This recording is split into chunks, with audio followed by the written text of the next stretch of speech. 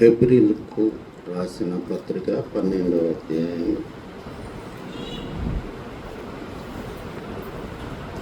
1-2 వాక్యాలు చూసుకోండి. హెబ్రీలకు రాసిన పత్రిక 12వ అధ్యాయం 1-2 వాక్యం. ఇంత గొప్ప సాక్షి సమూహము మేఘము వలె మనలను ఆవరించి ఉన్నందున మనం కూడా ప్రతి భారమును సులువుగా చిక్కులు పెట్టు పాపమును విడిచిపెట్టి విశ్వాసమునకు కర్తయు దాన్ని కొనసాగించువాడునైనా యేసు వైపు చూచుచు మన ఎదుట ఉంచబడిన పందెంలో ఓపికతో పరిగెత్తుదాము.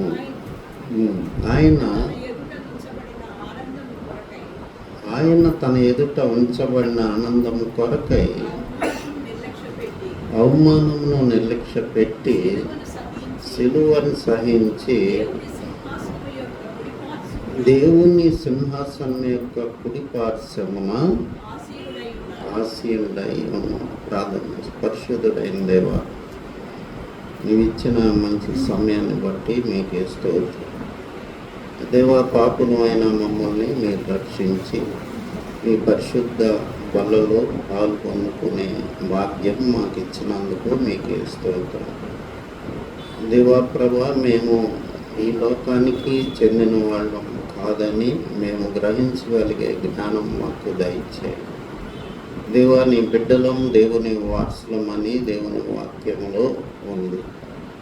అదేదో ఊరక కథలాగా రాయలేదు కానీ దేవా, అది మరి నిజంగా ప్రభా మా యొక్క ఆ స్థితిని, మా ఫ్యూచర్ భవిష్యత్తుని మీరు అందుట్లో ఉంచినందుకు మీకు స్తుతులు చెల్లిస్తున్నాం.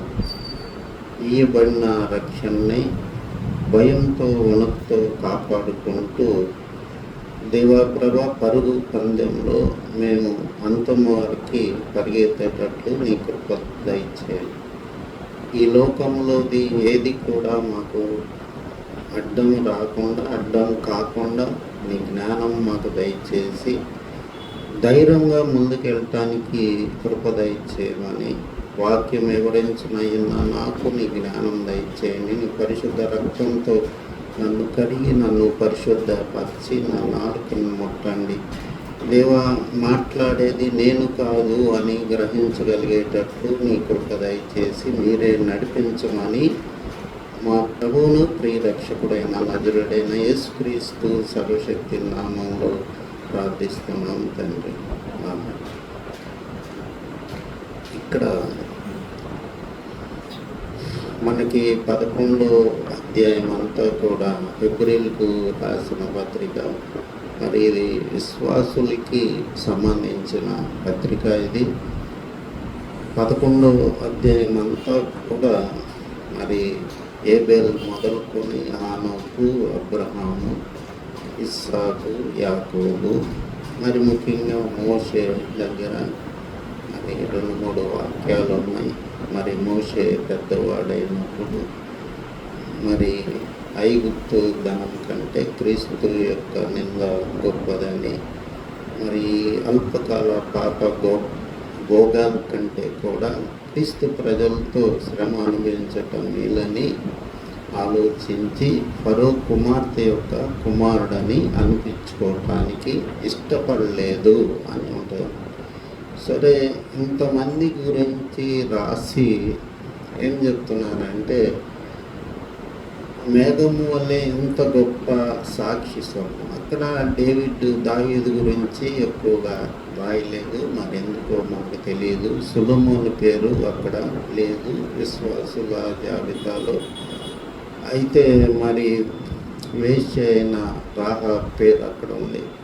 కాబట్టి ఇంత గొప్ప సాక్షి సమూహము మేఘము వలె మనల్ని ఆవరించి ఉండగా మరి మనం కూడా ప్రతి భారమును సులువుగా చిక్కులు పెట్టు పాపమును విడిచిపెట్టి. విశ్వాసికి రెండు కూడా ఆటంకాలుగా ఉంటాయన్నమాట. ఒకటేంటంటే భారం, సులువులుగా చిక్కులు పెట్టు పాపం. బైబిల్లో మనం రాజుల గ్రంథం కానీ దినవృత్తాంతాలు కానీ చూసినట్లయితే ఆ గ్రంథంలో అనేక మంది యూదాకి సంబంధించిన రాజులు ఉన్నారు. ఇశ్రాయేల్ రాజులైతే మరి ఎవరు కూడా సరిగ్గా లేరు, కానీ మరి యూదా రాజుల్లో చాలామంది గొప్పవాళ్ళు ఉన్నారు, నీతిపరులు ఉన్నారు. వాళ్ళు కూడా పాపంలో ఏదో ఒక రీతిగా పడిపోయినట్లు మనం చూస్తాం అన్నమాట. తర్వాత సొలొమోను మరి ఎంతో భక్తిపరుడు, దేవాలయాన్ని కట్టించాడు. సొలొమోను కూడా చివరికి విగ్రహారాధికుడయ్యి దేవుడికి ఎంతో దుఃఖాన్ని కలుగజేసినట్టు మనం చూస్తూ ఉన్నాం. కాబట్టి పాపం అనే దానికి ఎవరు ఎక్సెప్షనల్ కాదు. అది పాత నిబంధన భక్తులైనా కానీ మరి కొత్త నిబంధనలైన భక్తులైనా కానీ మరి ఎవరు కూడా దీనికి ఎక్సెప్షను కాదు. మరి హిజ్కియా గురించి చాలా గొప్పగా చెప్తారు. హిజ్కియా ముందు చచ్చిపోయినట్టయితే బాగుండేది, 15 సంవత్సరాలు దేవుడు మరి అడిగాడు దుఃఖపడి, దానివల్ల గొప్ప శాపాన్ని హిజ్కియా పొందుకున్నట్టు దేవుని లేఖనాల్లో ఉంది. హిజ్కియా చేసిన పాపం ఏంటంటే జీవపు డంబము, నేత్ర శరీరాశ జీవపు డంబములో జీవపు డంబము అనే పాపాన్ని ఆయనలోకి ఎంటర్ అయిందని. ఎంటర్ అయ్యి ఏం చేశాడంటే ఆయన శత్రువులైన మరి కల్దీలకు మొత్తం కూడా ఆ మందిరంలోని రహస్య ప్రదేశాలు, ఇల్లు అన్నీ కూడా చూపెట్టేసరికి దేవుడికి చాలా కోపం వచ్చినట్లు మనం చూస్తాం. కోపం వచ్చి నీ సంతానం, నీ మనవాళ్ళు అందరూ కూడా బానిసలుగా వెళ్తారు, వాళ్ళు మరి నపుంసకులుగా కూడా తయారవుతారు అని దేవుని ఉగ్రత హిజ్కియా మీదకి వచ్చినట్లు మనం చూస్తాం. మనం ఏమనుకుంటామంటే ఇప్పుడు ఈ దాటిపోయాం, మనం రక్షణ పొందాం, బాప్తీసం తీసుకున్నాం, పర్వాలేదు, ఇక మనకి పరలోకంలో మనకి స్థలం రిజర్వ్ చేసేది దేవుడు అని మనం అనుకుంటాం. కానీ దేవుని వాక్యం అలాగూ చెప్పలేదు. ఏం చెప్తుంది? 2 ప్రతిబంధకాలు ఉంటాయని దేవుని వాక్యం చెప్తుంది. ఒకటేంటి? భారం. ఈ భారాన్ని ఒక భక్తుడు ఏం చెప్తున్నాడంటే ఆచారాల్ని భారంగా చెప్తున్నాడు. భారము చిక్కులు పెట్టు పాప. కాబట్టి ఈ యొక్క రన్నింగ్ రేసులో పరిగెత్తే వాడికి బరువులు అనేవి ఉండకూడదు. వాడు రావటం మరి కనపడతామే మనకి డ్రాయర్తో, చిన్న బన్నీను డ్రాయర్తో కనపడతాడు, ఒక షూస్ మాత్రం ఉంటాయి అన్నమాట. కాబట్టి ఈ యొక్క భారాలతో పరుగు పందెంలోకి ఎవరు కూడా మరి సక్సెస్ కాలేరు. మంచి డ్రెస్ సూట్ వేసుకొచ్చి పరిగెత్తడం అనేది లేదన్న. కాబట్టి మనం ఒలింపిక్ గేమ్స్ చూసుకుంటే అసలు అక్కడికి రావటమే గెలిచినట్టు. ఒలింపిక్ గేమ్స్లో ఎంట్రీ అవటమే, అక్కడికి వచ్చి నిలబడటమే, ఇక ఆ జెండా పట్టుకొని పీరియడ్ చేయటమే అది గెలిచిన దాంతో సమానం. అసలు మెడల్ కొడితే ఇంకా సంతోషం. కాబట్టి ఎంతో నియమ నిబద్ధతతో ఎథ్లెట్స్ ఉండాలి. వాళ్ళు ఒక్కొక్కళ్ళు 16 గంటలు 18 గంటలు ప్రాక్టీసు, ఏది తినాలి ఏది తినకూడదు, వాళ్ళకి ట్రైనర్ ఒకళ్ళు, తర్వాత ఫిజియోథెరపీ చేసేవాళ్ళు వాళ్ళని చక్కగా కోడి పుంజుల్ని తీసుకెళ్తారు, మనకి కండ వేసుకొని తగిలించుకొని తీసుకెళ్తారు పందాల దగ్గరికి. జాగ్రత్తగా దానికి ఎండ తగలనీరు, దాని డైట్ కూడా జీడిపప్పు, బాదం పప్పు, అది ఇది ఎట్లా పెట్టి తీసుకెళ్తారో అదేవిధంగా ఒక దేశానికే వాళ్ళు మెడల్స్ తేవాలి. కాబట్టి వాళ్ళ విషయంలో ఆ దేశం చాలా జాగ్రత్తగా తీసుకుంటారు. కాబట్టి వాళ్ళు ఏం తినాలి, ఏం తినకూడదు, వైఫ్తో ఉండాలా ఉండకూడదా, వైఫ్ని కలవచ్చా, అన్నీ కూడా ఆ ట్రైనరు నిర్ణయిస్తాడన్నమాట. కాబట్టి అంత ఇదిగా ఉంటే కానీ అతను మెడలో కొట్టలేడు. అప్పటికి కూడా మరి ఒక్కోసారి ఫెయిల్ అయిన సందర్భాలు ఉంటాయి అన్నమాట. కాబట్టి మరి ఈ పరలోక యాత్రని ఈ యొక్క బైబిల్ గ్రంథం ఎలాగా మనకి చెప్తుందంటే ఒక పరుగు పందెంలాగా మనకి చెప్తుంది. ఈ పరుగు పందెానికి ఆటంకాలు ఏంటంటే పాపం, సిలువు త్వరగా చిక్కులు పెట్టు పాపం. రెండోది ఏంటంటే భారం ఏంటంటే మరి చెప్పాను కదా, ఆచారాలు ఇవన్నీ కూడా ఒక దైవజనుడు మరి భారంగా పోల్చాడు. ఆచారాలు అన్నమాట. కొంతమంది ఎంత మారు మనసు పొందినా కానీ ఆచారాలు వదిలిపోతారు. ఆనాడు శాస్త్రులు, పరిసయ్యులు యేసు ప్రభు శిష్యుల్ని చూసి మరి నీ శిష్యులు చేతులు కడుక్కోలేదు, నీ శిష్యులు ఉపవాసం ఉండలేదు. మరి ఉపవాసం ఉండటం అనేది వాళ్ళకి ఆచారం. యేసు ప్రభు ఎంత చక్కగా సమాధానం చెప్పాడంటే, పెండ్లి కుమారుడు ఉన్నప్పుడు పెండ్లి వారు ఉపవాసం ఉండరు, పెళ్లి కుమారుడు వెళ్ళిన తర్వాత మరి పెళ్లివారు ఉపవాసం ఉంటారు అని మరి ప్రభువు చక్కగా వాళ్ళకి. యూదులు ఏంటంటే ఏదన్నా పట్టుకుంటే వదిలిపెట్టరు అన్నమాట, బంకలాగా పట్టుకుంటారు. ఎందుకు? ఆదివారం స్వస్థపరిచావు, ఆదివారం ఎందుకని పరిపెత్తుకొని నడిచావు నువ్వు అని యోహాను సువార్త 5వ అధ్యాయంలో మరి అన్ని సంవత్సరాల నుంచి 38 సంవత్సరాల నుంచి మరి పక్షవాయువు కలిగిన వారిని స్వస్థపరిచినప్పుడు వాళ్ళు వేసిన ప్రశ్న అన్నమాట, ఈరోజు ఎందుకు నువ్వు పరిపెత్తుకొని వెళ్ళావు? మరి నన్ను స్వస్థపరిచినవాడు లేచి నీ పరిపెత్తుకొని నడవమని అన్నాడు, అందుకని నేను పరిపెత్తుకొని వెళ్తున్నాను అని అతను చెప్పాడు. ఎవరాడు అని పెద్ద ఎంక్వైరీ చేసి యేసు ప్రభువుని కనుగొని ఆయన హింసించారని అక్కడ మనం యోహాను సువార్త 5వ అధ్యాయంలో మనం చూస్తామన్నమాట. కాబట్టి ఈ యొక్క రక్షణ పొందినా కానీ ఈ పరంపరాచారాలు అనేవి మన ఎంట పడతా ఉంటాయి. ఏదో ఒక సెంటిమెంట్ పెడతారు. ఈరోజు మంచి రోజు అంటారు, ఈరోజు 7 అనేది క్రైస్తవులు కూడా నేను చెప్పేది. అన్యులు ఎట్టాగు వాళ్ళకి తెలియదు కాబట్టి వాళ్ళు అంకెను సంఖ్యను నమ్ముతారు, రోజును నమ్ముతారు. మరి అది వాళ్ళకి ఒక స్పెషల్ క్యాలెండర్ ఒకటి ఉంటుంది, ఏది మంచి రోజు ఏది చెడ్డ రోజు. కానీ యేసు ప్రభువుని నమ్మిన వాళ్ళు కూడా మరి లక్కీ 7 అని, సంపూర్ణమైంది 7 అని, ఏదో ఒక పాస్టర్లు అయిన వాళ్ళే మరి జనాలకి అది నమ్మజెప్తూ ఉంటారన్నమాట. కాబట్టి యేసు ప్రభు వచ్చిన తర్వాత ఎబెనెజర్ పాల్ గారు ఏం చెప్పారంటే, నువ్వు దేన్ని నమ్మినా పాపం అన్నారు. ప్రభువు మాటని, ప్రభువుని తప్పితే ఒక సంఖ్యను కానీ అంకెను కానీ ఒక వ్యక్తిని కానీ దేన్ని నమ్మినా దేవుడి కంటే ఎక్కువ ప్రయారిటీ ఇచ్చిన అది సిన్ అని చెప్తున్నాడు. కాబట్టి పారంపర్యాచారాలు అనేవి మరి ముఖ్యంగా యూదుల్లో అనేకమైనవి ఉన్నాయి అన్నమాట. యేసు ప్రభు కూడా చెప్తాడు, మత్తయి సువార్త 15వ అధ్యాయము మరి 4వ వాక్యం 9వ వాక్యం అనుకుంటా, చదవండి. మత్తయి సువార్త 15వ అధ్యాయం 9వ వాక్యం.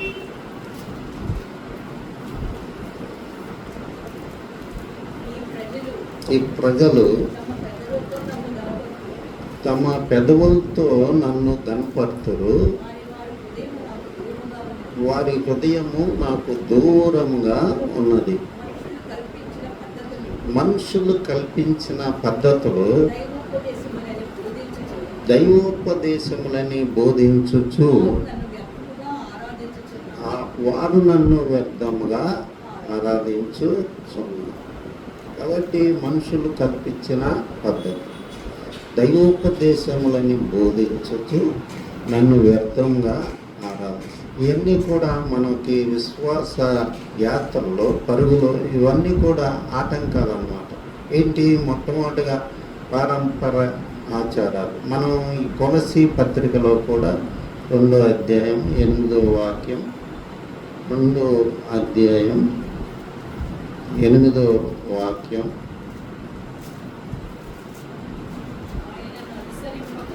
ఆయనను అనుసరింపక మనుషుల పారంపర్యాచారములను అనగా ఈ లోక సంబంధమైన మూల పాఠములను అనుసరించి మోసకరమైన నిరర్ధక తత్వ జ్ఞానం చేత మిమ్ముని చెరపట్టుకుని పోవువాడు ఉండనేమో అని జాగ్రత్తగా ఉన్నాడు. కాబట్టి రకరకాల బోధలు వస్తూనే ఉన్నాయి. అంజూరపు పండ్ల పండగ అని ఒక ఆయన దాని గురించి విస్తృతమైన ప్రచారం చెప్తారు. ఈ పండు తింటే మీరు మరి బైబిల్లో ఉన్న పండు ఇది తింటే మీకు స్వస్థత రక్షణ అని చెప్తున్నారు. ఇలాంటి మోసకరమైన పారంపర్యాచారాల గురించిన బోధలు మనలో ఎక్కువ అయిపోయినాయి. తర్వాత ఇదే 2వ అధ్యాయంలో 20వ వాక్యం కూడా మనం కొలసీలకు రాసిన పత్రిక 2వ అధ్యాయము 20వ వాక్యం, మీరు క్రీస్తుతో కూడా లోకం యొక్క మూల పాఠముల విషయమై మృతి పొందిన వారైతే లోకంలో బ్రతుకుచున్నట్లుగా మనుషుల ఆజ్ఞలను పద్ధతులను అనుసరించి చేత పట్టుకొనవద్దు, రుచి చూడవద్దు, ముట్టవద్దు అను విధులకు మీరు లోబడినేలా ఇవన్నీ వాడుకుంటా చేత నశించి తర్వాత మనం ఇక్కడ చూస్తే ఇది అందరికీ తెలిసిన వాక్యమే. 2వ అధ్యాయం 15వ వాక్యం చాలా ఫేమస్ వాక్యము. కొలసీలకు రాసిన పత్రిక. ఇవన్నీ కూడా రాతరూపకమైన ఆజ్ఞల వలన మన మీద రుణముగాను మనకి విరోధముగాను ఉండిన పత్రమును మేకులతో సిలువ కొట్టి దాని మీద చేవార్తను పూడ్చివేసి మనకు అడ్డం లేకుండా దాన్ని ఎత్తివేసి మన అపరాధములన్నింటినీ క్షమించి ఆయనతో కూడా మిమ్మల్ని జీవింప చేశాం. కాబట్టి ఒక పక్క నుంచి సాతానుడు ఏదో ఒక సెంటిమెంట్ విశ్వాసులకి పెట్టి ఆ యొక్క ఇరుకు మార్గం నుండి డీవియేట్ చేయడానికి ప్రయత్నం చేస్తూ ఉంటాడమ్మ. తర్వాత మనకి పాత నిబంధన గ్రంథం చూసినా కానీ అక్కడ కూడా ఇర్మియా 10వ అధ్యాయంలో ఈ యొక్క ఆచారాల గురించి మనం చూస్తాం. ఇర్మియా 10వ అధ్యాయంలో ఆచారాలు 10వ అధ్యాయం 1-2 వాక్యాలు. ఇశ్రాయేలు వంశస్థులారా, యెహోవా మిమ్మల్ని గూర్చి సెలవిచ్చిన మాట విండి. యెహోవా సెలవిచ్చిందేమనగా, అన్ని జనుల ఆచారములు అభ్యసించకుడి. ఆకాశమందు అగపడి చిహ్నములకు జనములు భయపడును. అయితే మీరు వాటికి భయపడకుడి. జనముల ఆచారములు వ్యర్థములు. అడవిలో ఒకడు చెట్టు నరుకున్నట్లు అది నరకబడును. అది పనివాడు గొడ్డలతో చేసిన పని. కాబట్టి దేవుడు అసహించుకున్నాడు ఈ ఆచారాలన్నీ. దేవుడు ఒక మాట అంటే దాన్ని పట్టుకుని ఏలాడు. విశ్రాంతి దినం పరిశుద్ధ దినముగా మీరు ఆచరించండి, ఏ పని చేయకూడదని దేవుడే చెప్పాడు. దాన్ని పట్టుకుని ఇశ్రాయేలీలు యూదులు ఏం చేస్తున్నారు? విశ్రాంతి దినం ఎందుకు రక్షించావు, విశ్రాంతి దినమున ఎందుకు స్వస్థత ఇచ్చావు, నీకు తెలియదా, మరి విశ్రాంతి దినాన ఏం చేయకూడదు అని ప్రభువుని ప్రశ్నించినప్పుడు ఆయన ఏమంటాడంటే, మీలో ఎవరిదైనా ఎద్దు కానీ ఏదైనా జంతువు కానీ గుంటలో పడితే విశ్రాంతి దినాన్న తీరా మీరు బయటికని ఆయన చక్కగా వాళ్ళకి సమాధానం చెప్పినట్లు మనం చూస్తూ ఉన్నాం. కాబట్టి విశ్రాంతి దినం దేవుడు చెప్తాడు అందరి యొక్క ఒక సంఘం యొక్క మేలు కోసం మరి దేవుడు ఒక ఆజ్ఞ ఇస్తాడు. అంటే ఇక ఆజ్ఞను పట్టుకొని మనం వేలాడి దాన్ని ముక్కలు ముక్కలుగా చేసి భూతత్వంలో చూసి దాన్ని మనం సెంటిమెంట్గా మార్చుకొని ఏదో అనవసరమైన భయాలు మనలో పెట్టుకొని ముందుకి పోవడం. బైబిల్లో ఒక మాట అంటే నాకు ఇష్టం. మొదటి యోహాను పత్రిక 3వ అధ్యాయం 20వ వాక్యం.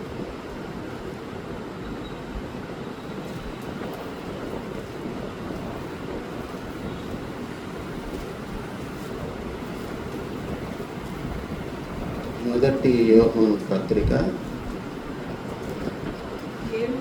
దేవుడు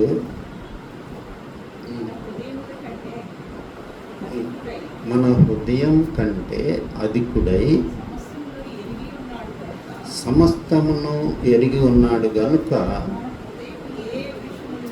మన హృదయము ఏ విషయములలో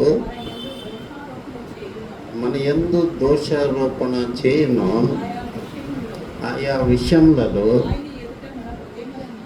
ఆయన ఎదుట మన హృదయములను సమ్మతి పరుచుకున్నాం. కాబట్టి ఇది గోల్డెన్ రూల్ అన్నమాట.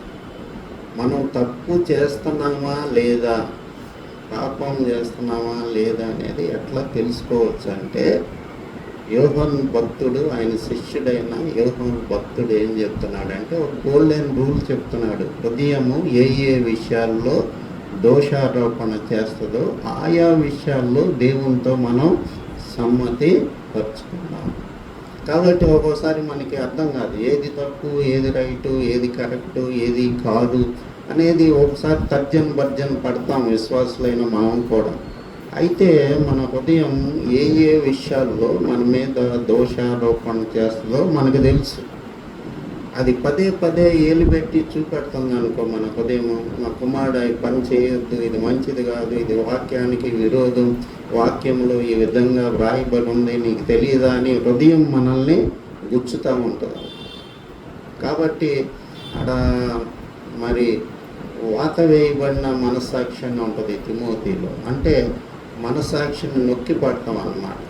అట్లా కాకుండా హృదయమే చెప్తూ ఉంటుంది మనం తప్పు చేస్తున్నామా, కరెక్ట్ చేస్తున్నామా, సరైన మార్గంలో వెళ్తున్నామా లేదా అనేది మన హృదయమే మనకి చెప్తుందని మరి ఇక్కడ రాయబడింది. కాబట్టి ఇంత గొప్ప సాక్షి సమూహము మేఘము వలె మనలను ఆవరించి నందున మనం కూడా ప్రతి భారమును సులువుగా చిక్కులు పెట్టి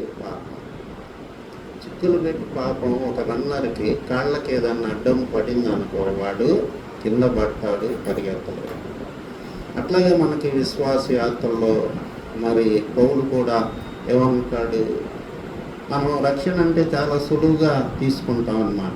ఏముంది, బాప్తీసం ఇచ్చాడు పాస్టర్ గారు, బలారాధనలో మేము వెళ్తున్నాం, మళ్ళీ మిస్గా చర్చ్ అన్నా మిస్ అవుతాం కానీ బలారాధన మిస్ కాదు, మేము చాలా రెగ్యులర్ క్రిస్టియన్స్ మనం అనుకుంటాం. కానీ అక్కడ వాక్యం అట్లాగా చెప్పలేదు. సులువుగా చిక్కులు పెట్టు పాపం అనేది మనకి ఏదో ఒక తలంపు ఉంటుంది, ఏదో ఒకటి మీద తిట్టుకుంటాం, మనసులో దొనుక్కుంటాం, ఒక్కోసారి దేవుడినే మనం నిందిస్తూ ఉంటాం, ఏలు పెట్టి చూపెడుతూ ఉంటాం. ఇవన్నీ కూడా మన పరుగుని ఆ స్పీడ్ తగ్గిస్తాయి అని చెప్తున్నాను. తగ్గీయటం మాత్రమే కాదు, ఒక్కోసారి పడిపోయే ప్రమాదం కూడా ఉంది.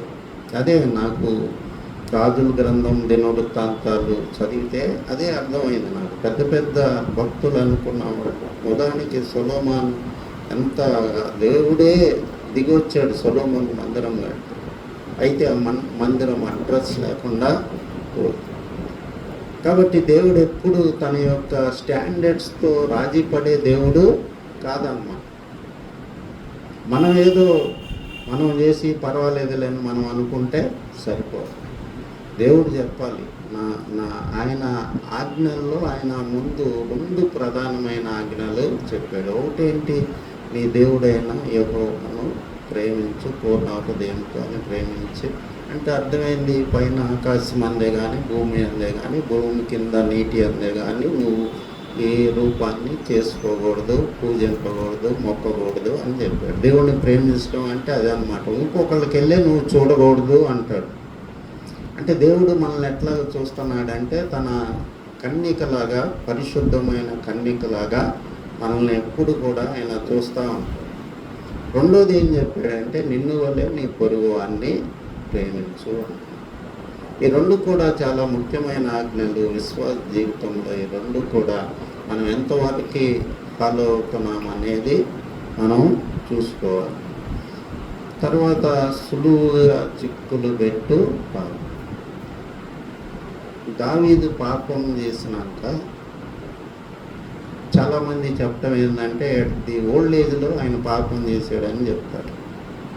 యంగ్లో ఆయన జైలు చాలా సంవత్సరాలు అడవులమ్మట తిరిగాడు. కానీ ఆయన రాజ్యానికి వచ్చిన తర్వాత 40 సంవత్సరాలు ఆయన పాలించాడు. ఆయన చివరి స్టేజ్లో బెత్షెబాను చూసి పాపంలో పడిపోయిన తర్వాత చాలా నష్టం జరిగింది. స్పీడ్ తగ్గిపోయింది. ఆ దేశమే ఒక నష్టంలోకి జారుకున్నాను.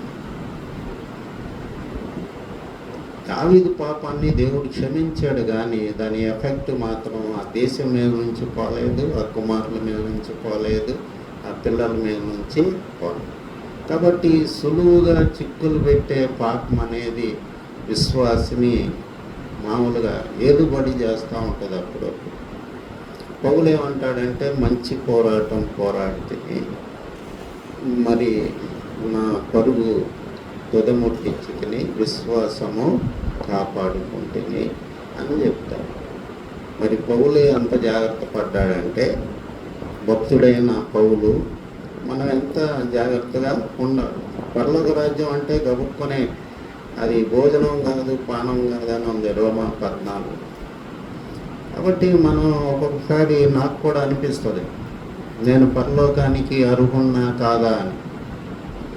అయితే ఒక వాక్యం నన్ను బలపరుస్తుంది. మీరు విశ్వాసం ద్వారా కృప చేతనే రక్షింపబడి ఉన్నారు. ఇది మీ క్రియల వలన కలిగినది కాదు. మీ యొక్క సామర్థ్యం ఏం లేదు దీంట్లో. దేవుడు సిలువ ఎక్కటం వల్ల నువ్వు పరలోక రాజ్యం వెళ్ళావు. అంతేగాని నీ యొక్క భక్తి, మీ నీతి క్రియలు మురిగుడ్డలు లాంటివి అని దేవుని వాక్యంలో ఉందన్న. కాబట్టి ఎప్పటికప్పుడు మనల్ని ఈ యొక్క బలారాధన దేనికి ఉందంటే మనల్ని మనం పరీక్షించుకోవటానికి ఉంది. ఎక్కడ పొరపాట్లు చేస్తున్నాం, ఎక్కడ ఇతరులని దూషిస్తున్నాం, తోలునాడుతున్నాం, వ్యర్థమైన మాటలు మాట్లాడుతున్నాం, వ్యర్థమైన కార్యక్రమాల్లో పాల్గొంటున్నాము, ఎక్కడ దేవునికి దుఃఖం కలుగజేస్తున్నాం, దేవునికి అయిష్టమైన కార్యాలని మనం ఏమైనా చేసామా అని మనం ప్రశ్నించుకోవటానికే ఈ యొక్క బల్ల కార్యక్రమం అనేది దేవుడు పెట్టాడు. నన్ను జ్ఞాపకం చేసుకుంటే దీన్ని చేయండి అంటాడు. నా శరీరం ఎంతగా ముక్కలయ్యిందో, నా రక్తం ఎంతగా ధారపోసిందో దాన్ని జ్ఞాపకం చేసుకుంటే దీన్ని మీరు చేయండి. ఎందుకు అట్లా చేశాడు? ఆయనకులాగా మనం జీవించాలి. ఎఫెసీ పత్రిక 5వ అధ్యాయం 1వ వాక్యం ఎప్పుడు కూడా నన్ను ఆకర్షిస్తూ ఉంటుంది. చదవండి. 5వ అధ్యాయము 1-2 వాక్యాలు.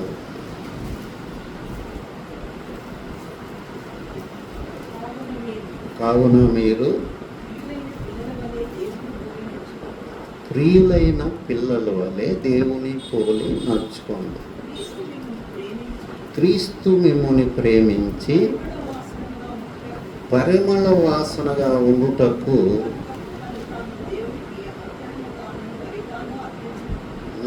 తను తానే దేవునికి అర్పణగాను బలిగాను అర్పించుకున్నాడు. ఎందుకని ఆయన నలిగిపోయింది, ఆయన ముక్కలయ్యింది, ఆయన వాసన కొట్టి పోయింది.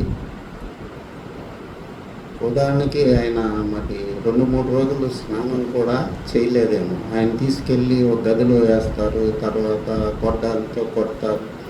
1-2 రోజులు టైం ఉంటుంది ఆయన స్నానాలు చేయటం కానీ ఏమీ లేదు. ఎందుకని ఇదంతా యేసుప్రభు జరిగించింది? ఆయన చెమట రక్త బిందువుల వలె కారిందని అంటారు. ఇదంతా ఎందుకని? మనం పరిమళ వాసనగా ఉండాలని దేవుని ఉద్దేశమై ఉంది. మనం 2 తిమోతి 4వ అధ్యాయము 17-18 వాక్యం. అయితే నా ద్వారా సువార్త పూర్ణముగా ప్రకటింపబడి నిమిత్తము అన్ని జనులందరూ దాని విను నిమిత్తము ప్రభువు నా పక్కన నిలిచి నన్ను బలపరచను గనుక నేను సింహపు నోటి నుండి తప్పింపబడితిని. ప్రభువు ప్రతి దుష్కార్యం నుండి నన్ను తప్పించి తన పరలోక రాజ్యమును చేరినట్లు నన్ను రక్షించును. యుగ యుగములు ఆయనకి మహిమ కలుగునుగాక. ఆమె. కాబట్టి ఆయన ఏమంటున్నాడు? నన్ను ప్రతి దుష్కార్యం నుంచి ఆయన చేయకుండా ఆయన కాపాడాడంటారు. మరి సింహపు నోట నుండి నన్ను తప్పించాడంట. ఆయనకి ఎన్నో శోధనలు వచ్చి ఉంటాయి. ఉదాహరణకి మరి వివాహం చేసుకోవాలని అనిపించిందేమో, ఆ మధ్యలో ఒకసారి అనిపిస్తుంది ఒంటరిగా ఉన్నవాళ్ళు. అయితే దేవుని యొక్క కార్యం మరి ఇదైపోద్ది, డైల్యూట్ అయిపోద్ది. మరి దుష్కార్యం ఎవరన్నా కొడదాం చంపుదామని అనుకున్నాడేమో, అంతకుముందు ఆయన పనిచేసాడు కాబట్టి ఎవరన్నా పొద్దాకలు హింస పెడతంటే ఇన్ని మరి చంపుదామని అనుకున్నాడేమో, మనకైతే తెలియదు. ఏమన్నాడు? చెప్తున్నాడు ఆయన ప్రతి దుష్కార్యం నుండి నన్ను తప్పించాడు అని చెప్తున్నాడు. ప్రతి విశ్వాస కూడా శోధన అనేది ఉంటుందని పౌలు ఈ మాట ద్వారా మనకి తెలియపరుస్తున్నాడు. కాబట్టి మరి ఇంత గొప్ప సాక్షి సమూహము మేఘము వలె మనలను ఆవరించి ఉన్నందున మనము కూడా ప్రతి భారమును సులువుగా చిక్కులు పెట్టు పాపమును విడిచిపెట్టి విశ్వాసమునకు కర్తయు దాన్ని కొనసాగించేవాడినైనా యేసు వైపు చూచు మన ఎదుట ఉంచబడిన పందెములో ఓపికతో పరిగెత్తాం. చివరిగా మనం కొరింథీయులకు రాసిన మొదటి పత్రిక 9వ అధ్యాయం 24వ వాక్యం మనం చూసుకుందాం.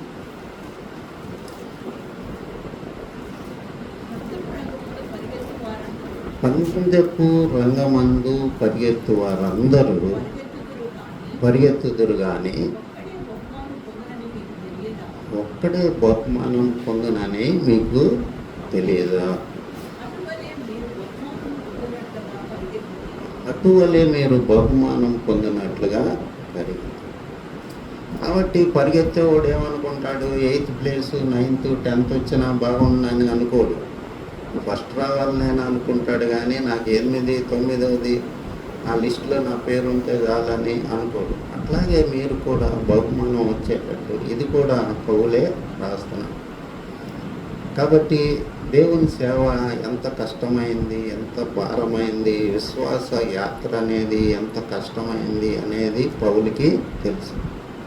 అంత తేలిగ్గా మనం పరలోక రాజ్యాన్ని పొందుకోలేము. సాతానుడు మనం తేలిగ్గా పరలోక రాజ్యం వెళ్ళేటట్టు మరి వాడు అనేక రకాలుగా అడ్డుపడుతూ ఉంటాడు, శోధిస్తూ ఉంటాడు, కాళ్ళు పట్టుకు లాగుతాడు చివర గేటు దాకా. అదే కదా యాత్రికుని ప్రయాణం. మనం జాన్ బనియన్ రాసిన యాత్రికుని ప్రయాణం అనేది ఉంటుంది. చివర గేటు దాకా కూడా వెంటబడుతూ ఉంటాడు. కాబట్టి ప్రతి భారమును సులువుగా చిక్కులు పెట్టి పాపమును పక్కన పెట్టి విశ్వాసమున కర్తయు దాన్ని కొనసాగించేవాడైన యేసు వైపు చూచుచు. ఇక్కడ ముఖ్యమైన మాట ఏంటంటే అబ్రహాం వైపు చూచు, మోషే వైపు చూచు, లేకపోతే ఇంకా ఆళ్ళీల వైపు, ఇస్సాకు వైపు చూచు, యాకోబు వైపు చూచు అనలేదు. విశ్వాసానికి కర్తయ్య దాన్ని కొనసాగించేవాడైన యేసు వైపు చూస్తూ మన పరుగు కొనసాగు. ఆయన ఈ లోకంలో ఎట్లా జీవించాడు, ఎన్ని కష్టాలు ఎదుర్కొన్నాడు, ఎన్ని బాధలు పడ్డాడు అనేది మనం ఆయన వైపు ఆయన జ్ఞాపకం చేసుకుంటూ చివరిగా ఇంకోటి కూడా చూసుకుందాం. హెబ్రీయులకు రాసిన పత్రిక 5వ అధ్యాయము 7వ వాక్యం.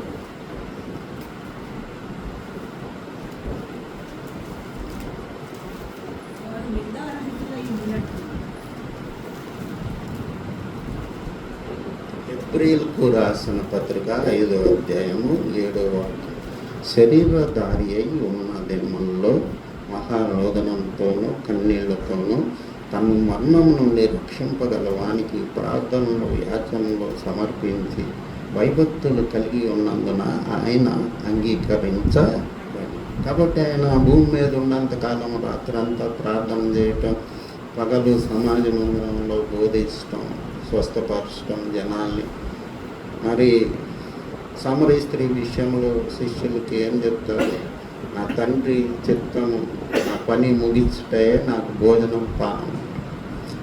కాబట్టి ఆయన ఎట్లా ఉన్నాడో మనం కూడా ఎగ్జాంపుల్గా తీసుకొని దాన్ని ఫాలో అవటానికి ప్రయత్నం చేయాలి.